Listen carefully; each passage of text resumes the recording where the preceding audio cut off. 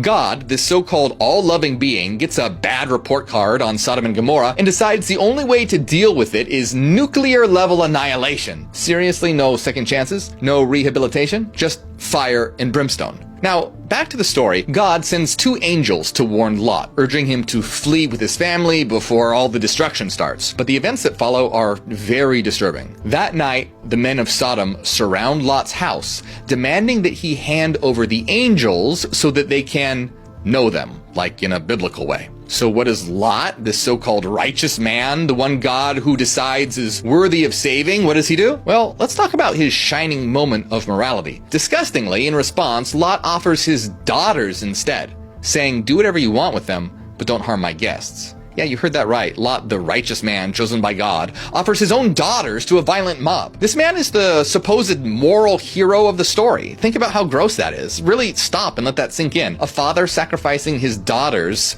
to protect complete strangers. And this is the good guy that God saves? Well, the angels intervene, striking the mob with blindness and ordering Lot and his family to get out of there. But there's a catch. They must not look behind them. And as they run, fire and brimstone rain down from the heavens, obliterating Sodom and Gomorrah and everything in them. Genesis 19:24-25 says, Then the Lord rained down burning sulfur on Sodom and Gomorrah from the Lord out of the heavens. Thus he overthrew those cities and the entire plain, destroying all those living in the cities, and also the vegetation in the land. So he doesn't just annihilate the adults, he obliterates the kids, the animals, and even the damn trees. What did the trees do? Provide shade for sinners? This wasn't judgment, it was total annihilation. What kind of a loving God does this? And if that wasn't enough, consider Lot's wife. Probably overcome with grief, she glances back and is instantly turned into a pillar of salt.